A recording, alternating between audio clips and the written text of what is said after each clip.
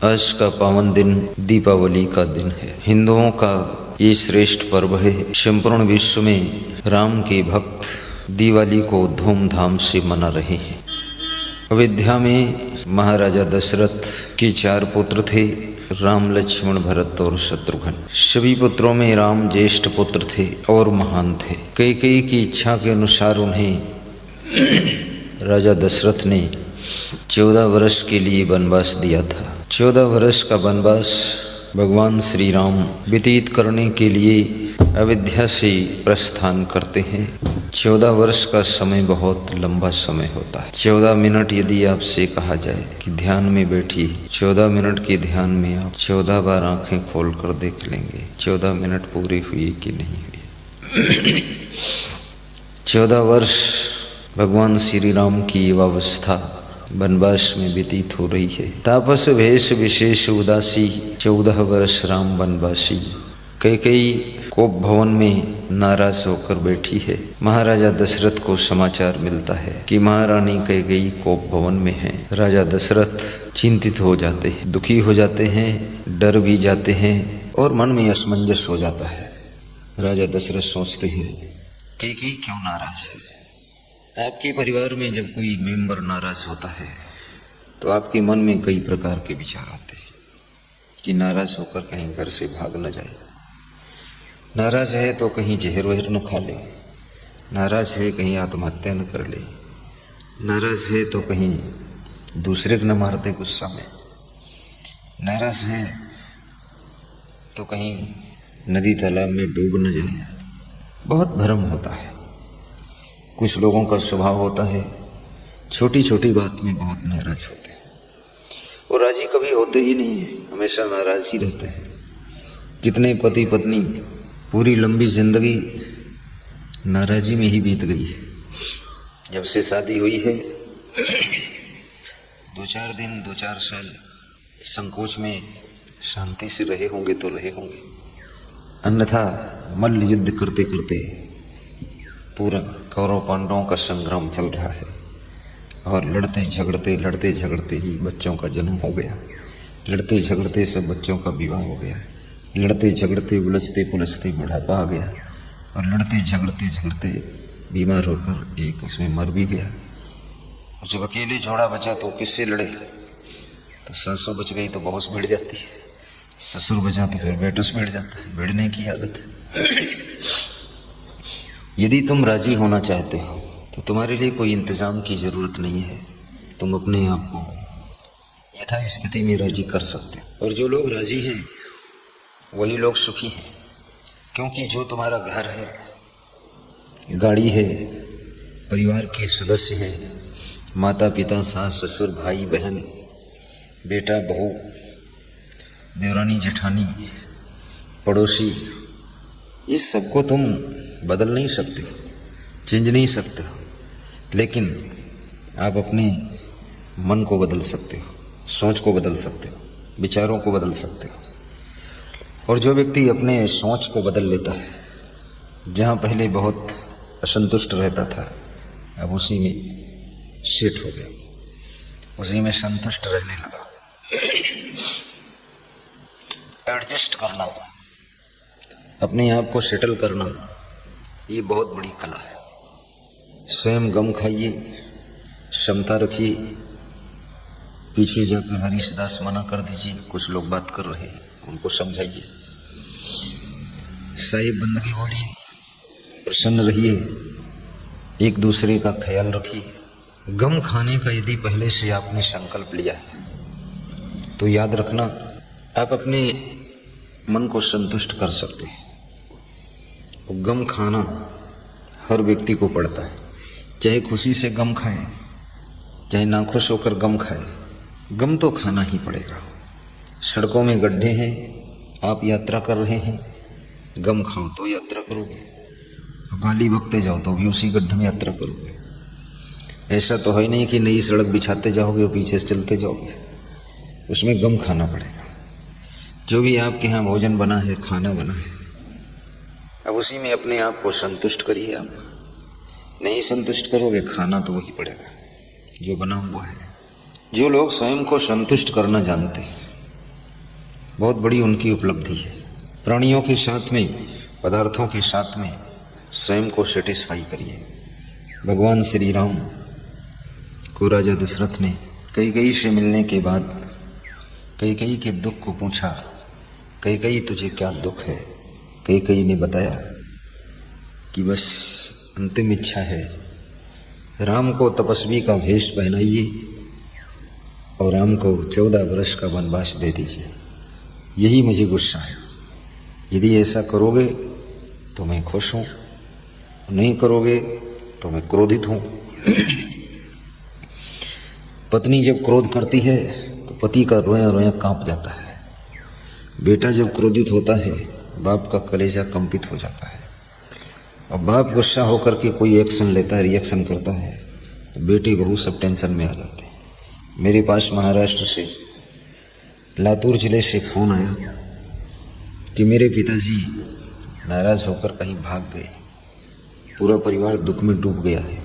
तो मैंने कहा चिंता मत करो, चुपके चुपके ढूंढो, रिश्तेदारों को बताओ मत, नहीं तो बात का बतंगड़ होगा। 15 दिन में वे मिल जाएंगे, वापस आ जाएंगे। 3 दिन बाद वो मिल गई, वापस आ गई। हमारे पास फ़ोन आ गया कि वापस आ गए हैं और हमारे दूसरे भाई के पास रहते हैं। तो हमने कहा वहीं रहने दो, इधर बुला के मत लाना, नहीं फिर टमटम खड़ा होगा।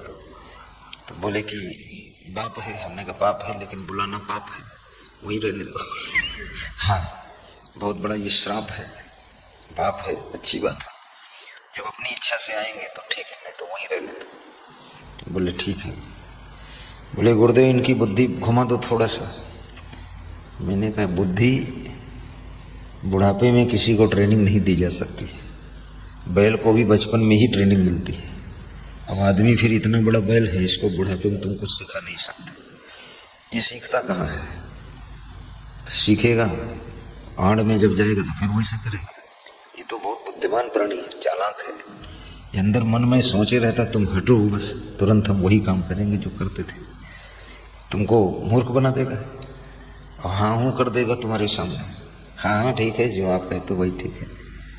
तो मनुष्य को संभालना बहुत कठिन होता है, और जो लोग मनुष्य को संभालना जान गए वो जीवन में सफल भी बहुत होते हैं। कैकेयी को खुश करने के लिए राम को वनवास राजा दशरथ देते हैं, और कैकेयी ने शर्त रखा था कि तपस्वी का भेष पहनाकर राम को जंगल भेजिए। देखिए, केवल जंगल भेजना एक बात है, लेकिन तपस्वी का भेष, तपस्वी यानी साधु संत का भेष, साधु संत जैसे कपड़े पहनाओ इनको। कैकेयी सोचती थी बच्चे हैं राम लक्ष्मण, अगर साधु संत जैसे कपड़े पहनेंगे तो वनवास में जाएंगे तो साधु संतों में ही बैठेंगे। यदि दुनियादारों के कपड़े पहनेंगे तो प्रपंचियों में बैठेंगे, तो गलत काम सीखेंगे और बिगड़ जाएंगे, तो 14 साल में चौपट होकर आएंगे। तो वनवास तो भेजो इनको, लेकिन चौपट होने से बचाओ। कपड़ों का बड़ा प्रभाव होता है। तुम किस तरह के कपड़े पहने हो उस तरह की ही संगत में बैठ पाओगे। अब साधु के भेष में तुम शराब की दुकान पर दारू खरीद कर पीने में शर्म लगेगी, तुम संकोच लगेगी, लेकिन पैंट शर्ट पहनकर बेधड़क तुम खरीद सकते हो, बेधड़क खरीद लोगे। साध्वी के कपड़े पहन करके वेश्यावृत्ति करने में शर्म लगेगी, क्यों साध्वी हो, तिलक लगाए हो, तो आपको संकोच लगेगा। और संकोच भी मनुष्य को बहुत सी गलतियों से बचाता है, शर्म भी बहुत सी बुराइयों से आपकी रक्षा करती है। इसलिए आपके अंदर थोड़ी शर्म होनी चाहिए। हमारे आज के श्रोता हैं आयोजक यजमान भक्त श्री संतोष कुमार जी, इंग्लिश लेक्चरर, उनकी धर्मपत्नी श्रीमती संगीता देवी। आज वही अपने बेटे गोवर्धन गिरिराज, कुछ ऐसा नाम है, उसके जन्मदिन के उपलक्ष्य में दीपावली के महोत्सव में भंडारा, लंगर, अन्य क्षेत्र सुखद सत्संग का प्रसारण करा रहे हैं, जो कि बिहार प्रदेश से है। डिस्ट्रिक्ट रोहिता सासाराम है, गांव बांक है। उनके यहाँ पधरौनी में 1 घंटे के लिए जा चुका हूँ। फैक्ट्री भी उनके पास है, वाइफ आंगनबाड़ी में सर्विस करती है, आंगनबाड़ी में। सेम इंग्लिश लेक्चरर हैं, बहुत मेहनत करते हैं और बता रहे थे कि फैक्ट्री से भी मैं 5% प्रॉफिट में से दान निकालता हूँ। आंगनबाड़ी में वाइफ है तो उसमें से भी % आपका दान करते हैं। तो 30,000 रुपये सब निकला है इतने दिनों में, तो आपके ट्रस्ट के अकाउंट में भेज दिया हूँ। कल वो बता रहे थे कि आपसे बात नहीं हो पाई, ये बात चुपके से बता देता हूँ, तुम सबको बता देना। तो मैं सबको बता देता हूँ। बड़ी श्रद्धा है उनकी। आज के मुख्य श्रोता वही हैं, लेकिन यहाँ नहीं बैठे, वो बिहार में ही अपने घर पर सुन रहे हैं। उनको व्यास गादी धन्यवाद दे रही है और पूरे यूट्यूब चैनल के श्रोताओं की ओर से उनका अभिनंदन किया जा रहा है। ताली बजा दीजिए। श्री अमर सिंह मुश्की फार्म से आज के विशेष श्रोता हैं। श्री जगीरा सिंह के वे भाई हैं। मैं उनसे कहूँगा, कुर्सी पर विराजमान हूँ, उनको बिठा लीजिए। अच्छा, तो मैं फिर सभी से कहूँगा कि वो बुजुर्ग हैं तो सब लोग उनके साथ नीचे ही बैठ जाएं, तो ज़्यादा अच्छा रहेगा। सेवाराम भी, सब लोग उनके साथ नीचे ही बैठ जाएं, कुर्सियाँ छोड़ दें, त्याग कर दें सब लोग। हाँ, आगे बढ़ के बैठे। हाँ, चलिए ठीक है। बस बुजुर्ग का सम्मान बहुत महान है। यहीं पास में मुश्की गांव है, वहाँ से पधारे हुए हैं संजय धवन जी, फोटा कुआं से पधारे हुए हैं। जिनका नाम लूँ खड़े हो जाए करो तो फोटो आपका वीडियो शूटिंग होगी। श्री सेवाराम जी रायबरेली से, श्री आदर्श कुमार जी रायबरेली से, क्यों नहीं खड़े होते हैं। सूरज जी सीतापुर डिस्ट्रिक्ट से, आनंद जी बिहार प्रदेश से, कौन जिला है, समस्तीपुर डिस्ट्रिक्ट से, और एक भक्त और है रायबरेली से, क्या नाम, राम स्वरूप जी रायबरेली से। और ये हमारे 3 भक्त और आए हुए हैं, खड़े हो। सिधौली से, क्या नाम, श्री अभिषेक यादव जी। आज दीपावली महोत्सव में गुरुमंत्र लेने की इच्छा है। पेटी भर फल लाए हैं और पात्र भी लाए हैं, पुष्पमाला भी लाए हैं और मीठा भी लाए हैं, और गुरु दीक्षा आज लेने का विचार है। आज गुरु दीक्षा वही सत्संग के पश्चात में प्रदान की जाएगी। आशीर्वाद है। विराजिए, बैठिए। आप कहाँ से हैं? श्री जयकरण यादव जी सुल्तानपुर से। आप भी गुरु की सेवा के लिए चरण पादुका लाए हैं, और उनका बेटा है, और बेटा भी आया है, क्या नाम, प्रशांत जी। धन्यवाद, बैठिए। ये माताएं बहनें डिस्ट्रिक्ट रायबरेली और डिस्ट्रिक्ट बाराबंकी से पधारी हुई हैं। श्रीमती सावित्री देवी जी, हाथ जोड़ो, साहिब बंदगी बोलो। ये कमज़ोर बहुत हैं, बड़ी श्रद्धा है, इन्हीं की बात मैं बताता रहता हूँ। ये कहती रहती हैं कि हम बाबा कहे अपन जो देते तुम बताओ थे वहाँ दक्षिणा देते हो। इनकी बहुत आस्था है। और इनकी छोटी बहन चंद्रकांति देवी, आप भी हाथ जोड़ दो, साहिब बंदगी। ये रायबरेली से हैं। चंद्रकांति की बेटी सुमन देवी, और चंद्रकांति के गांव की भक्त हैं पूनम देवी मिश्रा। और कौन है, कप केसर खेड़ा से राजेश्वरी देवी, और रूप रानी देवी, केतकी देवी जी, ये सेवाराम की पत्नी है। इनका बेटा गुरुजी के, सही बोल रहा हूँ मैं, इनका बेटा बैंक मैनेजर हुआ है, गुरुजी के आशीर्वाद से बता रही हुआ है। तो गुरुजी के लिए कंबल और दक्षिणा भेजा है। और ये सुमन देवी को बैंक में सर्विस मिली है, और मॉस्क ने सबको सिल कर निःशुल्क वितरण किया, जिससे मोदी और योगी ने सम्मानित किया उनको।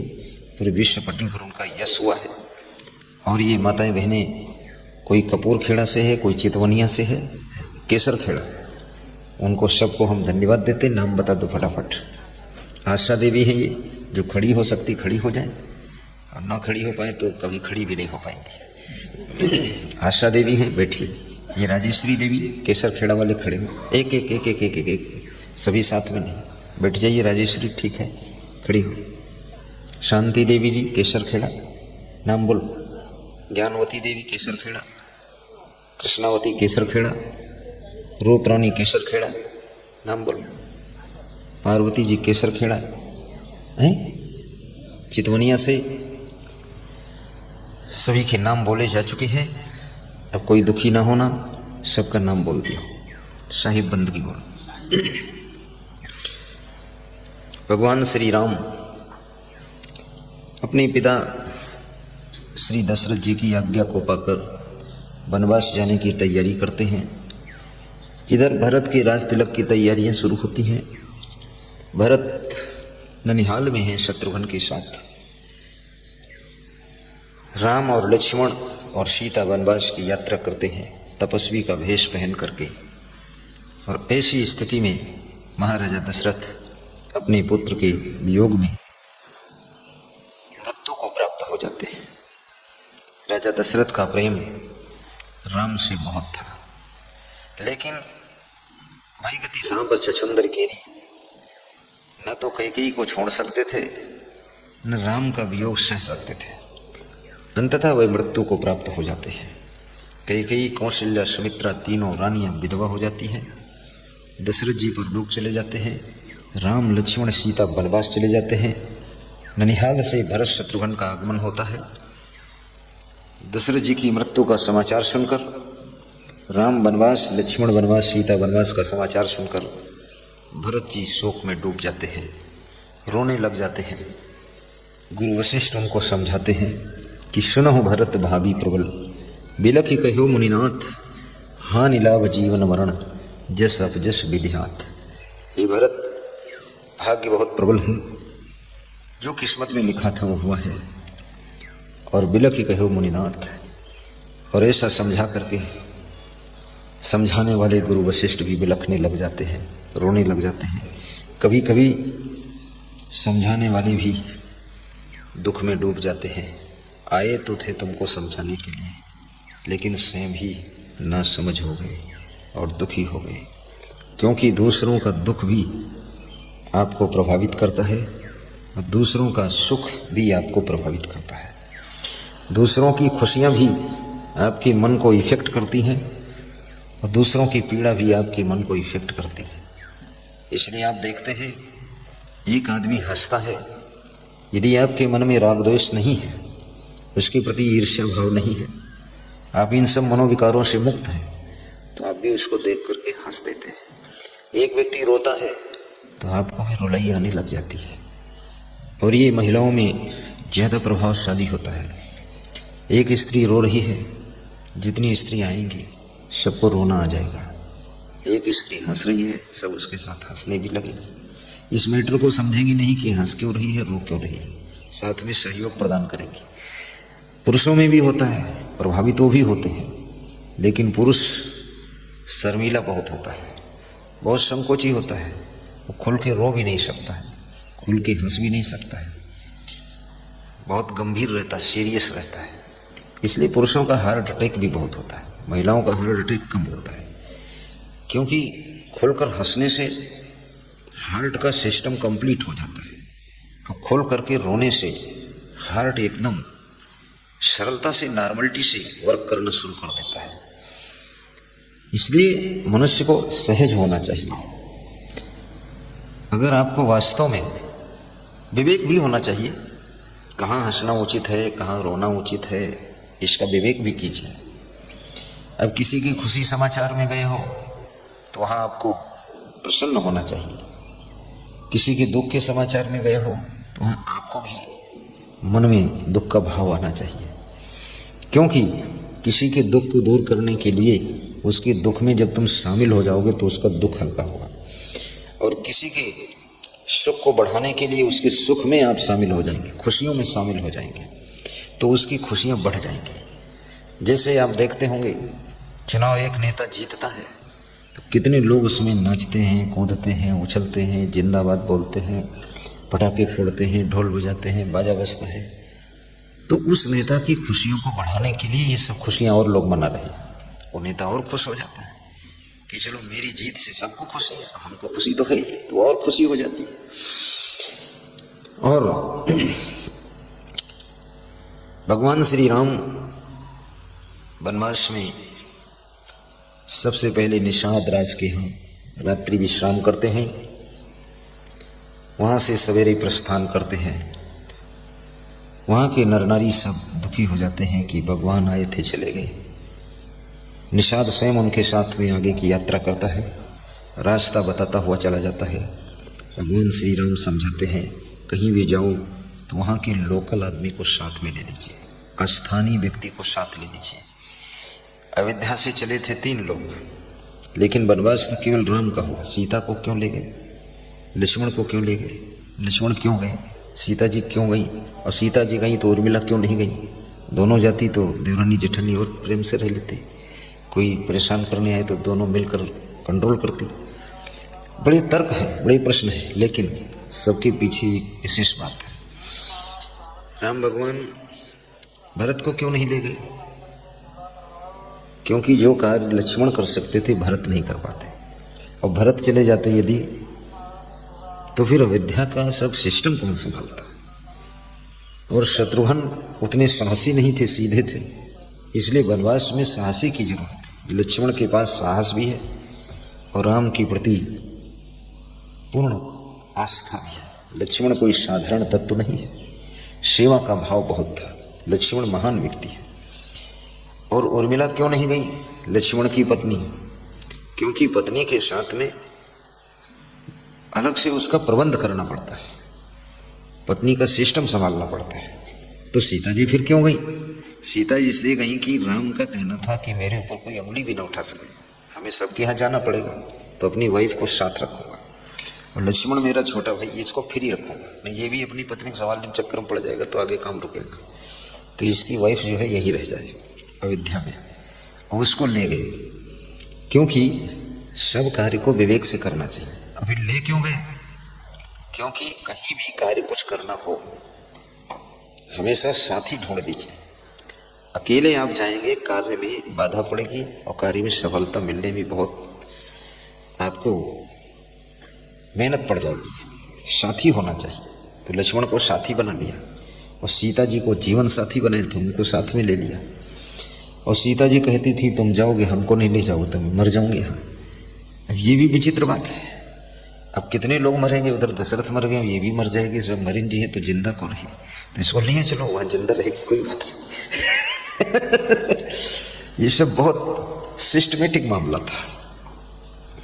और भगवान श्री राम ये भी सोचते थे यदि उर्मिला और सीता दोनों जाएंगी तो हो सकता है ये देवरानी जेठानी वहाँ जंगल में लड़ाई कर दें, क्योंकि देवरानी जेठानी में निपटता कम है। तो इनकी लड़ाई हम समझाएंगे, निपटाएंगे कि दूसरे काम करना वो करेंगे। इसलिए अकेली रहे, चाहे रोटी जैसे बनावे, चाहे बर्तन मांजे न मांजे, पर अकेले ठीक है। इनकी झारखंड में इनका फैसला करते रहेंगे। बहुत बड़ी बात है, बहुत बुद्धिमानी से काम किया उन्होंने। अब ये बुद्धिमानी तुम भी समझ लीजिए। हाँ, मैं एक गांव में गया था, पदरौनी, तो जिन सज्जन के यहाँ गया था तो मैंने पूछा ये लेडीज किसकी है? तो बोले मेरी पत्नी। तो हमने कहा ये आदमी कौन है? बोले मेरा छोटा भाई। तो इसकी पत्नी कहाँ? तो छोटा भाई बोला हमारी पत्नी नहीं है। तो मैं तुम्हारी पत्नी कहाँ गई? बोले हम सुरेश पत्नी ले भाई लेकर गए। हम कहें क्यों नहीं लाए? बोले दुई, अब इनकी पत्नी है हमारी पत्नी तो देवरानी जेठानी की लड़ाई में है, भाई भाई में बड़ी दूरियां हो जाती, इसलिए हमने कहा या कई जने वंश चलाओ। अब हम बिल्कुल निर्वंश ठीक है, विनय सब जमीन जगह मिल जाए। भाई को हम छोड़ना नहीं चाहते, भाई के साथ है हम रहे, और भाई के लिए जिए, भाई के लिए मर जाए, बाकी हमका जरूरत नहीं। तो भाई के प्रेम में, भाई के मन में हमने शादी ही नहीं किया। तो हमने कहा बुद्धिमान तो तुम ही हो। बोले बुद्धिमान क्या, पूरा घर सेटिंग हम ही कर देते, पूरा विकास हमने कर दिया। लेकिन अगर मैं भी पत्नी ले आता तो विवाद ज़्यादा हो जाता, घर में बंटवारा जरूर हो जाता, फिर हमारे बच्चे भी तैयार होते। तो सब काम खत्म कर दिया हमने। भाई के साथ प्रेम में रहता हूँ। अब ये है, ये मेरी भाभी लगती है, वो अकेली ही है तो ये क्या करें। अब इनकी बहू आई है, उससे भिड़ती है कभी कभी, तो इनकी फैसला हम दोनों भाई जुटे थे तब जाके बढ़ते मामला, भिड़ने की आदत है। और स्त्रियाँ हों या पुरुष हों, जिसके पास में विवेक नहीं है, समझ नहीं है, वो आपस में भी बहुत लड़ते झगड़ते रहते हैं। न जाने कितना प्रपंच खड़ा कर लेते हैं लोग, कितनी बकवास। ढूंढ के खोद के ताल बना देंगे बातों को। कल तुम कहे यूँ कह रहो, परसों वो कहे रहो, और तुम जौन कुछ खुसर पुसर बतला रहे हो, वाड़ से सुन ले, कान से सुन ले, अच्छा तो नाक से सुन लो, कान से सुने, फादिल बात कर करके विवाद खूब बढ़ाते रहते हैं। ऐसा नहीं कि हम गम खा लें। और जिनके पास विवेक होता है तो चाहे 1000 स्त्रियां हो, चाहे 1,00,000 पुरुष हो, विवेकवान से प्रेम से रह लेते हैं, गम खा के रह लेते हैं, क्षमता से रह लेते हैं। इसलिए क्षमता, सहनशीलता और विवेक, धैर्य, गम खाने का स्वभाव, ये चीजें हमारे रिश्तों को मजबूत करती है, हमारे संबंधों को दृढ़ करती है और आपस में मिठास को घोल देती है। जो लोग विवेक नहीं कर पाते, विवेक बिना सत्संग के होता नहीं। तो नौका जब गंगा तट पर पहुंचते हैं, केवट से नाव मांगते हैं, केवट इनकार करता है, बड़ी मुश्किल से नाव लाता है, राम जी के चरण पखाड़ता है, केवट पार उतारता है। पार उतरने के बाद भरद्वाज के आश्रम पहुंचते हैं प्रयागराज में। भरद्वाज मुनि बसहि प्रयागा, वहाँ पहुँच करके भरद्वाज का दर्शन करते हैं, भरद्वाज से मार्गदर्शन लेते हैं। भरद्वाज कहते हैं यहाँ से आप चित्रकूट जाइए, गंगा पार करिए, और यहाँ से कोई ये गंगा यमुना पार करने के लिए जहाज नहीं चलता है, आप अपना बेड़ा बना लीजिए। तो लक्ष्मण जी और निषाद दोनों मिल करके बेड़ा तैयार करते हैं और लक्ष्मण जी उसको खेते हैं और निषाद को वहीं पर छोड़ देते हैं राम, क्योंकि राम सोचते हैं निषाद गृहस्थ आदमी है, इसकी गृहस्थी बिगड़ जाएगी, इसको वापस कर देते हैं। निषाद रोता है, राम उसको धन्यवाद देते हैं, आशीर्वाद देते हैं और विदा हो जाते हैं। लक्ष्मण जी बेड़ा को खे रहे हैं, नौका चला रहे हैं, राम सीता बैठे हैं, चित्रकूट के तट तरफ पहुंच जाते हैं और चित्रकूट में भगवान श्री राम वाल्मीकि के आश्रम पर जाते हैं, क्योंकि साधु संतों के, तपस्वियों के वस्त्र उन्होंने पहना है, जिसके कारण वह भगवान ऐसी वैसी जगह पर बैठ नहीं सकते हैं। वे बड़ी प्रसन्नता के साथ में साधु संतों में ही बैठते हैं, वाल्मीकि का सत्संग भी सुनते हैं, वाल्मीकि की सेवा भी करते हैं, दंडवत प्रणाम करते हैं। और वाल्मीकि से पूछते हैं हम चित्रकूट में कहाँ रहें? तो वाल्मीकि ने कहा कि मेरा आश्रम बहुत बड़ा, यहीं रहो। राम ने कहा कि किसी भी गृहस्थ को किसी त्यागी संत महान पुरुष के आश्रम पर हमेशा के लिए नहीं रहना चाहिए, क्योंकि संसारियों की भीड़ बढ़ेगी तो आपकी तपस्या में बाधा पड़ेगी। इसलिए ऋषिवर मुझे दूसरा स्थान बताइए, मैं कहाँ रहूँ? तब उन्होंने बताया 16 स्थान बताए, उनमें से सभी स्थान मन मंदिर में, हृदय में बताया कि जिनके कपट दंभ नहीं माया, तिनकी हृदय बसो रघुराया। उनके हृदय में बसो जाकर जिनके कपट दंभ नहीं है।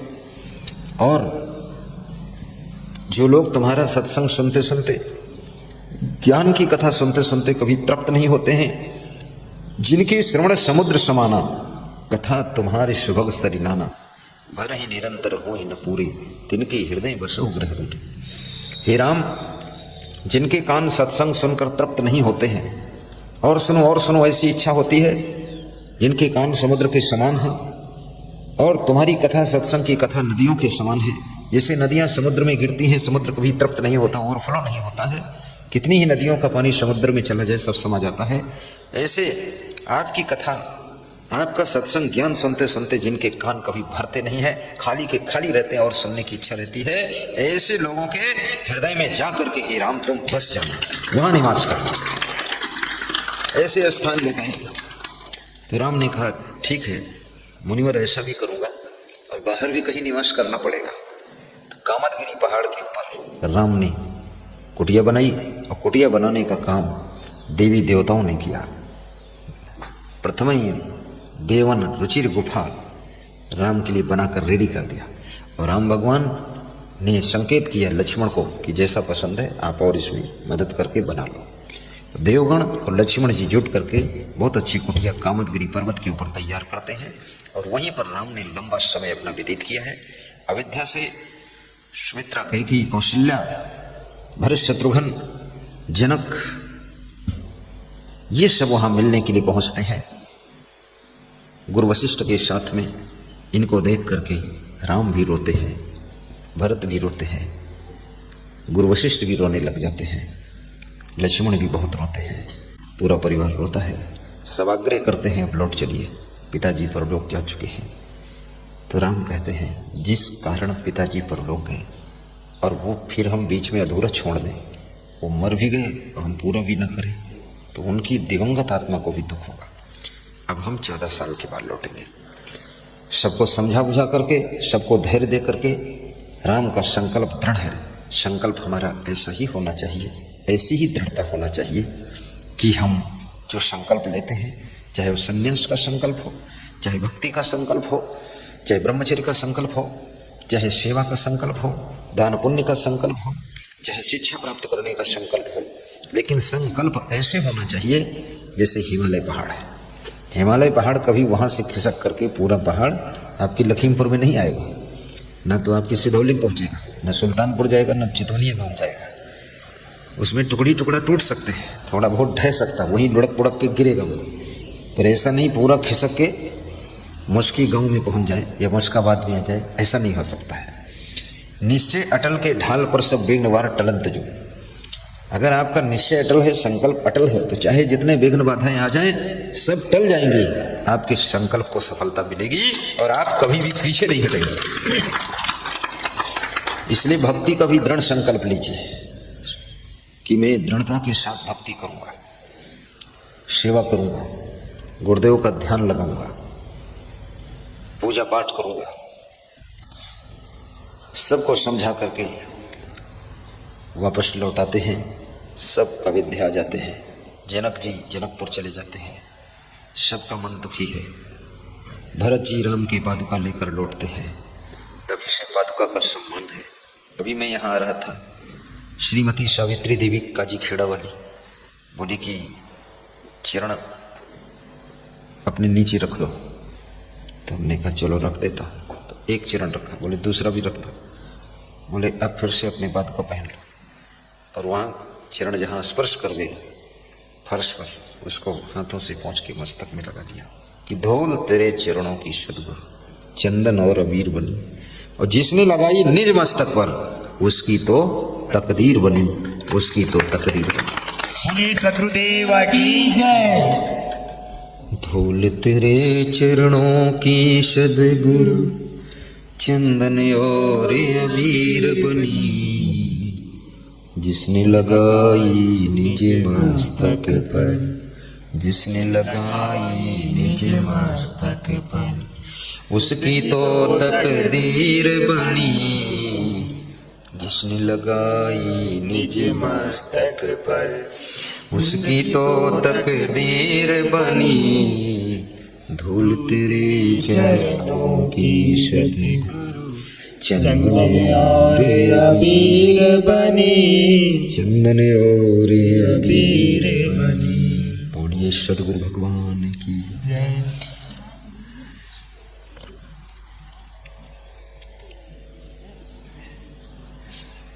साहिब बंद। भगवान श्री राम 14 वर्ष वनवास में व्यतीत कर रहे हैं। इधर भरत, शत्रुघ्न, कौशल्या, कैकेयी, सुमित्रा, गुरु वशिष्ठ सब वापस लौट आए हैं। राम वनवास में राक्षसों से उनका संघर्ष प्रारंभ हो जाता है। हनुमान से मिलन होता है, सुग्रीव से भेंट होती है। वनवास में कई ऋषि मुनि और मिलते हैं, शिवरी से भी भेंट होती है। संघर्ष करते करते सीता का हरण होता है। सीता के हरण के कारण रावण का मरण होता है, लंका दहन होता है, सीता की वापसी होती है। राम ठीक 14 वर्ष के बाद वनवास से अयोध्या वापस लौटते हैं। अयोध्या में देखते हैं सबके घरों की छतों के ऊपर, सबके द्वार पर दीपक जल रहे हैं। तो राम ने पूछा ये दीपक क्यों जल रहे हैं? उनको बताया गया कि आपके आगमन की खुशी में दीप प्रज्वलित किए गए हैं। बस उसी समय से इस भारत देश में, हिंदुस्तान में और हिंदू धर्मावलंबियों के यहाँ और दीपावली का पर्व मनाया जाता है। दीपावली का पर्व मनाया जाता है। कुछ मुस्लिम भाई भी दीपावली मना लेते हैं, आस्था है राम के प्रति। सिख भाइयों के यहाँ सिख श्रेष्ठ हिंदू होते हैं, जैन धर्म के लोग श्रेष्ठ हिंदू होते हैं, ये सब हिंदू भी हैं। सिंधी वो भी हिंदू ही होते हैं।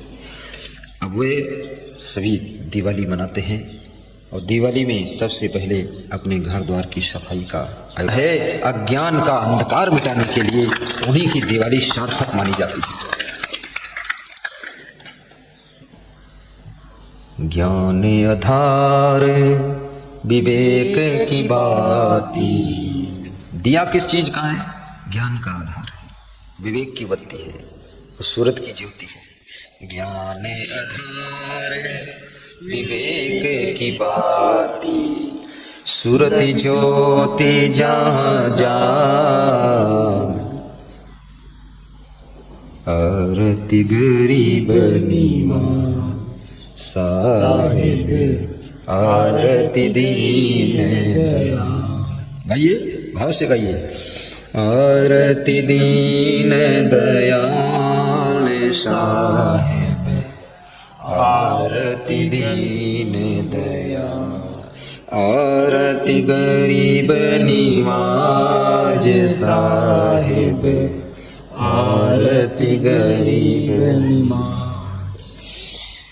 ज्ञान आधार विवेक की बाती, ज्ञान आधार जय हो विवेक की बाती, श्रुति ज्योति जहाँ जा साहिब, आरती हो, आरती गरीब निवाज साहिब, आरती हो, आरती करूं सद्गुरु साहिब की, जहाँ सब संत समाज साहिब, आरती हो, आरती करूं सद्गुरु साहिब की, जहाँ सब संत समाज साहिब, आरती हो, आरती गरीब निवाज साहिब, आरती हो। ये दिवाली उसी समय से मनाई जाती है। दिवाली हमें संदेश देती है कि संकल्प के पक्के रहो। राम ने 14 वर्ष के लिए वनवास लिया था, 14 वर्ष के ठीक बाद वापस लौट आते हैं। और जिसके मन में ज्ञान का उजाला हो जाता है, उसके मन से द्वेष और नफरत का अंधकार भी मिट जाता है। घटना क्या घटित होती है? सबसे पहले राम वनवास से आकर के कैकेयी के भवन में प्रवेश करते हैं और कैकेयी को प्रणाम करते हैं, कैकेयी को चरण छू करके नमन करते हैं। कैकेयी राम को पकड़ करके रोती है कि धन्य है राम, हे राम, यदि 14 वर्ष वनवास में एक दिन लेट हो जाते तो मुझे मरा हुआ पाते। यदि तुम आते और कौशल्या के भवन में चले जाते और मेरे यहाँ बाद को आते तो तुम लाश पाते, क्योंकि मैं समझ जाती कि तुमको मुझसे द्वेष हो गया, नफरत हो गई। लेकिन राम, तुम महान हो, तुम भगवान हो, हालांकि हमारे बच्चे हो, लेकिन तुम इतने अच्छे हो कि दुनिया में तुम शरीर से नहीं दिखाई दोगे, तब भी तुम्हारी घर घर में पूजा होगी और तुम्हारी रामायण का पाठ होगा। राम, तुम भगवान बनोगे, तुम्हारे अंदर ही भगवत सत्ता का गुण है। राम